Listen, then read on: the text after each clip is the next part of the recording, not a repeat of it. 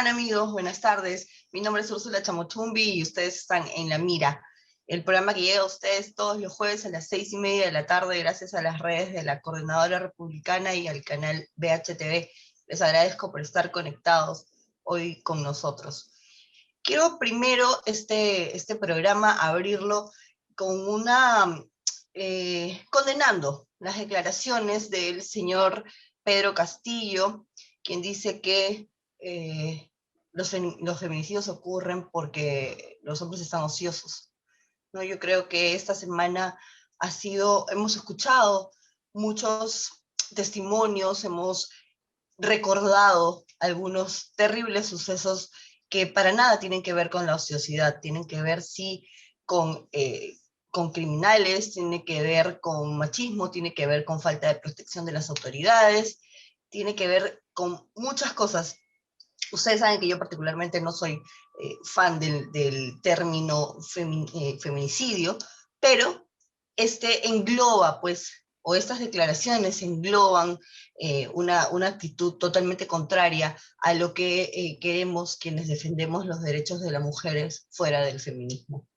Entonces quiero condenar esas declaraciones y también, por supuesto, las que hacen referencia a las niñas que trabajan supuestamente prostituyéndose, ¿no? Si el señor conoce ese tipo de situaciones, debería haberlas denunciado, debería haber tomado alguna acción, dado que tiene conexiones con un partido político, tiene muchos amigos influyentes, entonces tendría que haber tomado alguna acción para salvar a las niñas de las garras de traficantes, ¿no? Traficantes de blancas o de estas actividades que para nada son beneficiosas para una mujer, menos para una niña.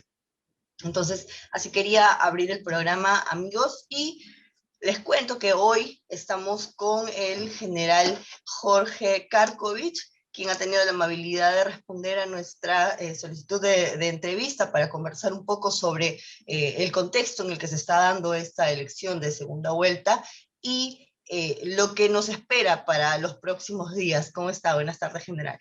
Buenas tardes, Úrsula, muy agradecido de permitirme participar con la Coordinadora Republicana y en tu programa para poder desarrollar los puntos que bien has mencionado, ¿no? Que son de interés nacional. Así es, gracias, general, nuevamente. Yo quería empezar con algo que nos ha llamado la atención los últimos días más, ¿no? Porque ha sido como que uno de los temas centrales, pero ahora ha cobrado mayor preponderancia, porque el señor Castillo hace unos días nos dijo que toda la campaña ha estado pues sobre o dentro de la sombra del señor Cerrón, que es una persona sentenciada por corrupción, ¿no? Entonces, y la campaña se ha centrado un poco en él y en sus acciones, que son claramente autoritarias y que, bueno, hay muchas denuncias a su alrededor, pero lo concreto es que él ha sido sentenciado por corrupción. Entonces, el partido Perú Libre es dirigido por el señor Cerrón y el Perú piensa que de llegar al poder el señor Castillo, el señor Cerrón pues será el que manejará el circo, ¿no? Entonces, pero Pedro Castillo dijo hace unos días que Cerrón no va a ocupar cargo público, que ni siquiera va a ser el portero de una entidad pública, ¿no? Sin embargo, hemos visto pues hace unos días las declaraciones del señor Valdemar Cerrón, hermano del señor Cerrón, que dice que, claro, que para esto ha entrado al Congreso, ¿no? En la lista de Perú Libre, y él dice, pues, que eso es un trípode, ¿no? Y que sí, casi que conformado, por supuesto, por el señor Cerrón también, y que si Castillo quisiera salirse de la línea, pues ahí empezaría su debacle, ¿no? Así lo han dicho. Eso sumado a que el señor Cerrón, por supuesto, no deja de dar declaraciones, no deja de tuitear, y ayer se conoció que él es el encargado del mitin de cierre de campaña, ¿no? Entonces, general, ¿por dónde puede entrar? Dicen que él no va a tener ningún cargo público. Pongamos que eso sea cierto. ¿Por dónde podría entrar el señor Cerrón a tener injerencia en el gobierno del señor Castillo? Bueno, yo empezaría por tratar de sustraerme del tema de los personajes directos, ¿no? Porque lo que quiero decirte, evidentemente, estamos viendo la coyuntura el día a día. Vemos un partido Perú Libre totalmente amorfo, digamos, ¿no? No se sabe quién es la cabeza, pero hablar de Pedro Castillo, hablar de Vladimir Cerrón, hablar de su hermano, ¿no? Hablar de las personas que rodean, ¿no? A todo este partido, yo creo que es llegar a un tema que tenemos que profundizar más, ¿no? Para mí, lo que hemos descuidado, ¿no? A nivel nacional es qué pasó, ¿no? A la caída del Sendero Luminoso, qué hicimos y qué dejamos de hacer para evitar justamente esta coyuntura tan sorpresiva y tan dramática que estamos viendo con Cerrones, con Castillos, con el ataque ¿no? homofóbico, misógino pues a la mujer, con estas estructuras raras de presentación de equipos técnicos que después son desactivados. Entonces, yo interpreto esto como un tema que en una estructura mental y en una guerra ideológica, porque estamos en una guerra ideológica, lo que postula muy claramente lo que es la guerra revolucionaria, ¿no? Todos los componentes pueden ser fusibles. A lo que voy es a tu pregunta, es que Pedro Castillo ahorita es, digamos, el mascarón de proa de toda una organización, pero mañana puede no estar Pedro Castillo, ¿no? Y si accediese al poder como presidente, no me cabe la menor duda que dentro de ese criterio, como digo, de guerra ideológica, de guerra revolucionaria, todos son fusibles y todos están diseñados para ser útiles en el momento que se les requiera. Así que para mí no me cabe la menor duda de que en algún momento que ya no sea necesario Pedro Castillo, dejará de existir Pedro Castillo y Vladimir Cerrón asumirá pues, contra la Constitución y las leyes que no respetan la conducción del país.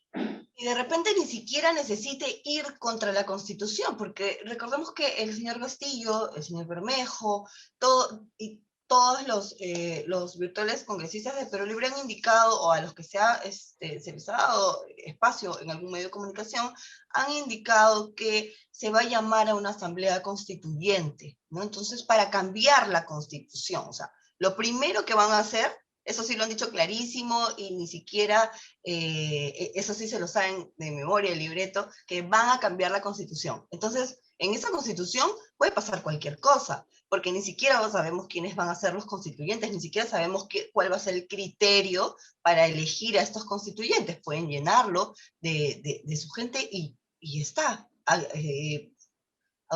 Pueden reescribir o hacer una nueva constitución de acuerdo a lo que ellos quieran, que estoy casi segura que ya tienen pues todo planificado alrededor de esta idea, ¿no? De qué es lo que quieren que incluya esta nueva constitución. Entonces, de repente, el señor Serrano ni siquiera va a tener o va a necesitar ir contra la constitución propiamente dicha. Bueno, ya lo han venido manifestando, ¿no? La constitución política, que es el contrato social de todos los ciudadanos del Perú, ¿no? Para una convivencia pacífica, indica cuáles son los procedimientos para hacer cambios constitucionales, ¿no? Para una modificación de la Constitución. Pero cuando escucho yo, por versión directa de los representantes de Perú Libre, encuentro que ellos no van a respetar ninguna formalidad, digamos, ¿no? A eso quiero llegar, ¿no? No van a respetar ninguna formalidad, ¿no? Ya lo tienen claro, su objetivo prioritario es ese, lo dice Cerrón, lo dice Castillo, lo dice Bermejo, y lo dice cualquier representante de ellos, ¿no? Si tú escuchas a cualquier interlocutor que indudablemente no se refieren bien porque dice que son interlocutores, pero no son voceros, ¿no? Y que bueno... Nadie es vocero, todos se pueden equivocar porque nadie es vocero, entonces el que mete la pata simplemente, no, él no es vocero, no se le autorizó a decir eso. Así es, entonces terminamos en una confusión de saber quién es quién y quién habla por quién. Y bueno, en esa organización tan amorfa como explicaba, cualquier error lingüístico, ¿no? De fonético, sintaxis, es totalmente cubierto, pues cualquiera que salga y decir, bueno, lo que dijo Pedro Castillo no es lo que dijo, ¿no? Y no lo quiso decir, y bueno, estuvo corriendo, ¿no? Y con el apuro, pues, ¿no? Entonces, estas cosas me hacen ver sobre qué estructura estamos observando a un partido que ha nacido y ha irrumpido en la esfera nacional, ¿no? Sorpresivamente para todos los peruanos, ¿no? Porque antes de la primera vuelta, pues Castillo pues era un NN, ¿no? No estaba, pues, ¿no? Entonces, ahora estamos ya a 48 horas prácticamente de terminar el destino de nuestra patria, ¿no? Con esta organización, como digo, tan rara, ¿no? Donde lo que sí tienen claro es lo que van a hacer inmediatamente, ¿no? Eso sí es un tema clarísimo, ¿no? La constituyente para iniciar, y de ahí ninguno de nosotros puede percibir qué puede pasar, ¿no? Porque en esa constituyente, ¿no? Que ya lo dijo, ¿cómo se llama? Vladimir Cerrón, el mismo Bermejo, van a darle el 50% pues a los partidos, pero la mitad va a ser pues de los gremios, organizaciones populares, lo que ellos llaman el pueblo, pero van a ser representantes de ellos, pues ahí no hay ninguna elección constitucional, ¿no? Ningún aporte de la sociedad. No habrá representación nacional, por supuesto.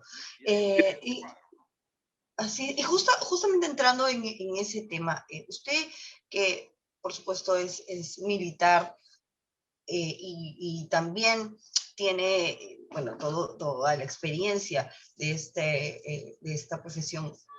¿Cómo ve usted a esta gente? ¿Cómo funciona el cerebro, por ejemplo, de Vladimir Cerrón o de Bermejo? ¿Es tan sencillo como dice o como quiere creer la gente que va a votar por ellos, que no, ellos son demócratas o no van a ser autoritarios o simplemente es más, se van a quedar a un costadito del camino y van a dejar que Pedro Castillo actúe?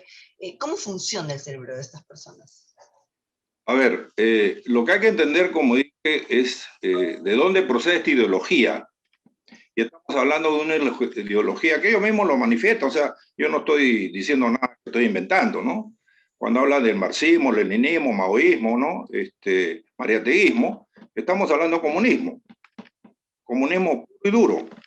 Y entonces tengo que remitirme al manifiesto comunista del siglo XVIII o de 1848 de Carlos Marx y Federico Engels, donde ya hablaban de las reformas constitucionales, ¿no? El retirar las libertades individuales, el terminar con el empresario privado, ¿no? Que el Estado es el regulador y el conductor de la vida de todos los ciudadanos. Entonces vuelvo a decir, estamos en medio de una, que no lo entienden muchos, para mí sí, una guerra revolucionaria, que es una guerra ideológica, que busca cambiar las estructuras profundas y definitivamente la concepción de vida de los ciudadanos. A eso nos estamos enfrentando. A eso nos estamos enfrentando, ¿no? Exactamente. Esa es una muy buena definición. Cambiar la concepción de vida de los ciudadanos. Mucha gente no se da cuenta que estamos a puertas ya de cambiarlo todo, de darle un revolcón a la vida que conocemos, porque muchos, por ejemplo, no han vivido el terrorismo, no conocen el terrorismo, ni siquiera habían escuchado muchas veces de las situaciones que provocó el terrorismo. Entonces, ¿qué puede pasar? ¿Qué puede pasar en este aspecto específico? Ya que se ha levantado de la alfombra en ese aspecto y vemos que hay muchas, pero muchas relaciones, sobre todo mediante el señor Bermejo, con terroristas de Sendero Luminoso y el MRTA, ahora con los ataques de Sendero Luminoso, con los ataques, con las declaraciones de la camarada Vilma, por ejemplo, que llama a no votar por Fujimori, llama supuestamente a votar en blanco, ¿no? Como protesta, pero dice no voten por Fujimori, no dice no voten por Castillo. Dice votar por Fujimori es ser un traidor, pero no dice lo mismo de Castillo y llama a supuestamente votar en blanco, ¿no? Entonces, ¿por qué ¿por qué se dice o por qué se teme que haya un rebrote terrorista o que los terroristas estén metidos en el gobierno, ¿no? Por ejemplo, ayer salieron las declaraciones del señor Peter Cárdenas Schultz, que él vive pues en Suecia hace mucho tiempo después de salir de la cárcel, después de purgar 25 años de cárcel por terrorismo, porque él era uno de los principales mandos terroristas del MRTA. Entonces él dice que si sale Castillo, él puede regresar al Perú y participar políticamente en el Perú. Un sanguinario terrorista que asesinó a muchas, muchas personas. Y que hizo sufrir a muchas otras, ¿no? Arrepentido no, él puede decir de la boca para afuera lo que quiera. Lo concreto es que él y la gente a su mando asesinaron miles de personas. Ahora, ¿cómo tenemos que leer esto? Él dice que en un eventual gobierno de Pedro Castillo puede regresar, pero con Fujimori no, porque Fujimori lo va a perseguir. Entonces, ¿cómo leemos esto? Primero dijeron que no nos terruqueen, que no tenemos vínculos con el terrorismo, después salen las 249 personas que estaban inscritas en los planillones del Movadef, que también están inscritos en Perú Libre. El mismo señor Cerrón, hay una entrevista clarísima en la que Cerrón dice, Movadef es sendero luminoso. Entonces, ¿de qué estamos hablando? ¿Cómo pueden entrar ahora los terroristas a encargarse del país con el señor Castillo? A ver, hay que entender que los que abrazan la ideología comunista viven en permanente guerra. Ellos tienen la finalidad de, ¿no? Y esto viene pues de sus concepciones básicas, ¿no? El materialismo dialéctico.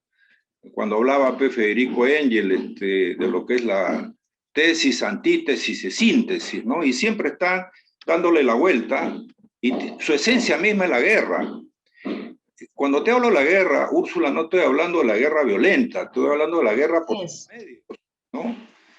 Hay que entender claramente, ¿no? Mucha gente me puede escuchar decir, bueno, en general está hablando de la guerra y todo. No, pero en la filosofía comunista, las guerras pueden ser subterráneas, las guerras son ideológicas. Eso es lo que nos ha pasado en el Perú. Gamao Morote, de parte de uno de sus representantes, lo quiere poner en una función del Estado. Si escucho que Peter Cárdenas puede venir y dedicarse a la política, ¿no? Si escucho que Movadef orienta todos sus esfuerzos, hace muchos años de que fue fundado como organismo fachada, para la liberación, o sea, la solución política de los problemas derivados de la guerra, que es lo que acuñó Abimael Guzmán Reynoso, Eleni Parraguirre. Entonces, no sería raro que tengamos en los próximos meses, si se acceden al poder, ¿no? El indulto pues generalizado a toda la cúpula en la base naval del Callao, y tenerlo a Peter Cárdenas buscando un puestito en algún ministerio, si no es... Por supuesto. ¿No? Eso es más que evidente que eso es lo que buscan y que eso es lo que van a hacer eventualmente, ¿no? Eleni Parraguirre, Abimael Guzmán ya son ancianos, pero no son para nada inocentes, ni son para nada dulces ancianitos que ya pues están en el ocaso de su vida, para nada. Ellos todavía pueden hacer mucho daño, ¿no? Y por último, es gente que ha enlutado este país, hay más de 70.000 víctimas por el terrorismo, o sea, y lo más probable es que salgan de la cárcel sin ningún problema, muy campantes, y vivan pues tranquilos y vivan dirigiendo este país, que es lo más... Que usted como general del ejército, que han una institución que ha luchado directamente y que se ha visto directamente atacada por los terroristas, y no solamente por los terroristas, sino también por sus defensores, que por mucho tiempo han mantenido a muchos de sus integrantes en vilo, con juicios, etc. ¿Qué siente usted en una situación así? Que el terrorismo que ustedes combatieron ahora esté a punto de tomar el poder. Bueno, particularmente yo siento frustración y siento que dejamos de hacer la tarea que ellos bien han hecho como sociedad. Y vuelvo al principio de la primera pregunta que me hiciste. Vuelvo al tema de guerra revolucionaria, Úrsula. Hay que tener claro, cuando hablamos de comunistas, permanentemente están en guerra por el tema dialéctico que tienen.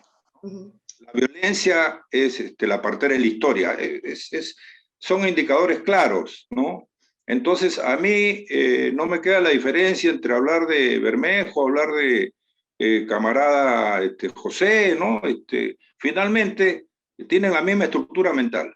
Entonces, ¿qué pasó con la sociedad peruana después de la captura de Maluma y toda la cúpula? Nos olvidamos que la guerra revolucionaria tiene carácter permanente. O sea, ellos, ¿no?, continúan la guerra por otros medios, ¿ya? Y cuando Abimael Guzmán dijo esto es un recodo del camino, muy pocos peruanos entendieron de que estaba modificando su táctica y estrategia, nada más, ¿no? Y mira tú, han pasado 30 y tantos años, 20 y tantos años, y ahora tenemos la amenaza en ciernes sobre nuestras cabezas, ¿no? Hay que entender que la cosmovisión que tienen los comunistas no es la cosmovisión que tienes tú ni yo. Nosotros nos educamos y crecemos en base a generaciones, nuestros padres, nuestros abuelos, nos casamos, tenemos hijos. Entonces, para nosotros un ciclo de vida, prácticamente una generación son 25 años, porque vemos crecer a nuestros hijos desde que nacen y se hacen profesionales, ¿no? Pero en la guerra revolucionaria, en la concepción comunista, pueden haber guerras pues, de 1000 años. Y eso es lo que no entendimos. O sea, ahorita está tan vigente cuando tú me hablas que pueden estar viejitos, todo, sí, pues, pero son los íconos de todo este movimiento, pues, en el Perú, ¿no?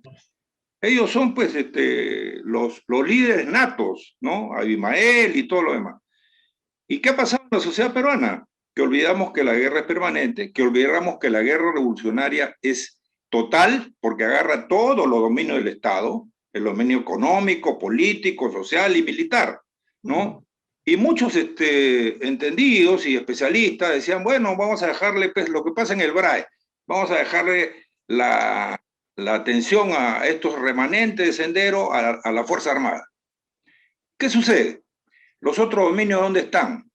¿No?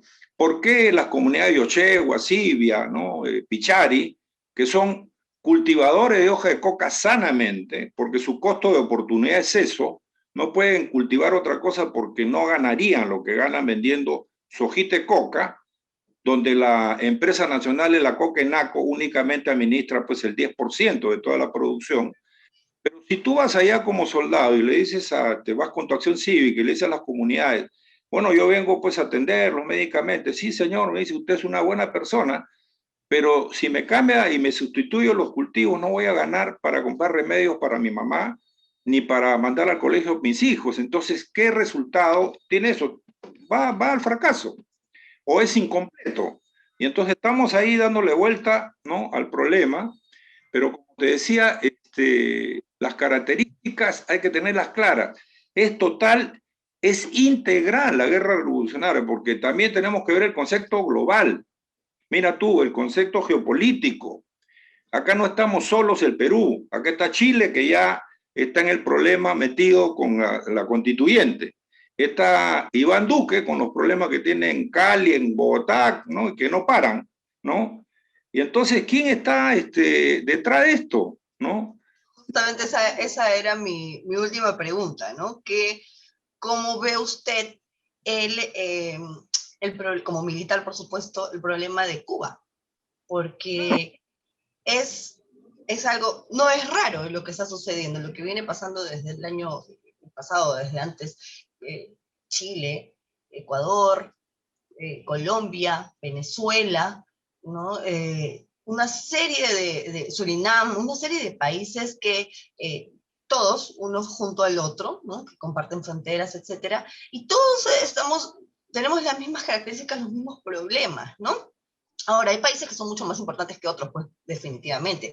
Por ejemplo, Venezuela, económicamente Venezuela, ¿no? Colombia, nosotros, porque somos productores de cocaína. Entonces, somos importantes económicamente. ¿Por qué le interesa? ¿Qué está pasando con Cuba y por qué somos importantes? ¿Y por qué este modelo castrochavista quiere replicarse aquí? No solamente para Cuba, te diría, ¿no? Pero hago una diligencia previa. Mira tú, los fenómenos sociales en los países sudamericanos han sido concurrentes. Si tú haces memoria, después de la Revolución Cubana, aparecieron en Bolivia, en Perú, las guerrillas, ¿no? Años 70. hubo una transición, digamos, en los países a una democracia con sus errores, y de los años 80, ¿no? De nuevo comenzaron pues los Tupamaros, los montoneros, ¿no? En el Perú Pesendero. Entonces, no es gratis, lo que estamos viendo no es una cosa fortuita. Esto lo tiene muy bien diseñado el Foro Sao Paulo, el Grupo Puebla, con cabecera y playa en Cuba, en este momento con Nicolás Maduro, pero detrás de ellos está un interés geopolítico mayor. Mira tú, Venezuela en un momento llegaba a vender sus barriles de petróleo a más de $100. Ahora se los está regateando a los rusos en $15, porque es un país quebrado. Y si tú haces una analogía ahora, ¿qué está pasando en nuestras costas? En nuestras 200 millas soberanas, hay buques arrastreros chinos y rusos. Y es muy difícil controlar la depredación que está haciendo nuestra... Entonces, ¿qué se está concibiendo acá? Aparte de los grupos sudamericanos, como el Grupo de Puebla, como el Foro de Sao Paulo, el interés de las grandes potencias, como Irán, como China, como Cuba, es ver a nuestros países quebrados y llevarse pues nuestro litio baratito, nuestro cobre baratito, ¿no? Nuestra agua, ¿no? Esa es la realidad del tema. Entonces, detrás de Pedro Castillo hay una secuela de cosas que hay que analizarlas bien para saber a qué realmente nos estamos enfrentando. Así es. No es tan sencillo. Y estas son cosas o cuestiones que se han ido avisando a través de toda esta campaña, sobre todo en la segunda vuelta, pero que parecen no calar mucho en la mente de la gente, a pesar de que son tan tangibles, a pesar de que, por ejemplo, el problema de Venezuela y la realidad de Bolivia nos golpean directamente, porque los vemos, porque los conocemos, porque muchos venezolanos han llegado al país. Algunos hasta han llegado a decir que hay que aspirar al modelo boliviano, ¿no? Cuando Bolivia es un país económicamente inestable, ellos están en la cola, mientras nosotros todavía conservamos un mejor nivel. General, para terminar la entrevista quería hacer una pregunta concisa, porque hay algo que me llama mucho la atención, no sé si es ingenuidad o es manipulación, pero muchas de las personas que dicen que van a darle su voto a Pedro Castillo, porque por dignidad no van a votar por Keiko, ¿no? Pero dicen que van a darle su voto a Pedro Castillo, y que si él hace las cosas mal, y que si él quiere convertirse en un dictador, o si quiere hacerle frente, poner frente al gobierno a terroristas o a Cerrón, etcétera, ellos van a tomar las calles y van a salir a marchar y van a sacar a Castillo del poder como sacaron a Merino. Usted que sabe cómo funciona eso, ¿cree que con una marcha o con un conjunto de marchas se pueda sacar del poder a gente como Castillo, Cerrón o los mismos terroristas?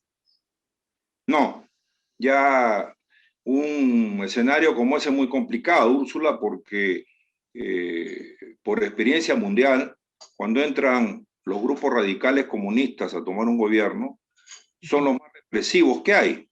Mirémonos en el espejo de Venezuela, ¿no? Los colectivos chavistas que paran en moto, que lo vemos acá en Lima también con preocupación por ahí, ¿no? De a dos, a cualquier marcha que salen nuestros jóvenes universitarios con todo derecho a reclamar sus derechos fundamentales, van a ser reprimidos. Y entonces vamos a encontrar una situación como la que está viviendo ahora Cuba. Cuba tiene un movimiento en este momento de jóvenes, se llama Movimiento San Martín, ¿ya? Que está liderado por estudiantes universitarios. Y los están metiendo presos todos los días, ¿no? Y ahí no hay intervención de derechos humanos, ¿no? No creamos ilusamente que vamos a estar en un ambiente como lo que estamos ahora, que por lo menos respetamos, ¿no? Los poderes del Estado, el equilibrio... Los derechos fundamentales, ¿no? Los derechos fundamentales sobre todo. Eso, así como conversamos al inicio, su Asamblea Constituyente, lo primero que desaparece son los derechos individuales, porque es el Estado el ente que regula tu modo de vida, desde que te acuestas hasta que te levantas, ¿no? Así que el tema está claro. Aquellos que piensan que van a votar nulo y y ven una cosa irregular, salen a las calles, mejor que estén prevenidos y vean bien lo que está pasando en otros países que están, ¿no? En Corea del Norte, en Venezuela, cómo se reprimen las marchas. Eso está evidente. Ahorita la tecnología y la información nos da toda la data que queremos ver en tiempo real, o sea, no tenemos que No es meter. necesario inventar. Y mira Sí. tú, en las últimas marchas de Venezuela, las tanquetas iban contra los muchachos, ¿no? Y el mismo Pepe Mujica, pues lo escuché, pues, ¿no? Cuando lo entrevistan y dicen, oiga, y usted no aprueba que las tanquetas, bueno, lo que hay que avisarle a los estudiantes es que no se pongan delante de la tanqueta. Mira esa respuesta tan ilógica que dio. Entonces, a lo que quiero al tipo de represión que existe en esos modelos políticos. Exactamente, y eso es lo que muchos parecen no entender, ¿no? Que lo que está en juego ahorita es la libertad, más que el modelo, más que una constitución, ahorita lo que está en juego es la libertad realmente, y por supuesto el hecho de que los sanguinarios que alguna vez desangraron este país están a punto de llegar al poder gracias a gente que no puede deshacerse de sus odios. Muchas gracias, general, por la entrevista, muy ilustrativo. Gracias por su tiempo. Úrsula, muy agradecido y espero que el día domingo tengamos un voto reflexivo, ¿no? Por el futuro de nuestros hijos y las generaciones que vienen, ¿no? Y corregir dentro del Estado democrático lo que hay que corregir. Nada es perfecto, pero no vayamos, ¿no?, al oscurantismo. Exactamente. Muchas gracias, general, nuevamente. Gracias a ustedes, amigos, también por haber estado conectados con nosotros. Este es el último programa antes del domingo 6 de junio de la segunda vuelta. Por favor, voten con conciencia, voten pensando en sus hijos, como dijo el general, en sus nietos, voten pensando en sí mismos, en que puedan continuar trabajando, en que tengan posibilidades de tener para comer al día siguiente, de que no tengan que vivir en un estado represivo.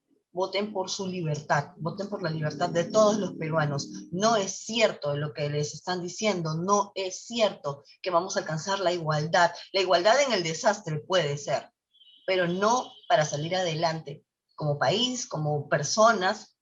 No es para eso, no es eso para lo que quieren alcanzar el poder. Todavía tenemos unos días para salvar el Perú. Muchísimas gracias. No sabemos si la próxima semana podamos estar juntos, así que no me despido hasta la próxima semana. Esperemos que sí y que gane el Perú. Muchas gracias por estar con nosotros. Cuídense.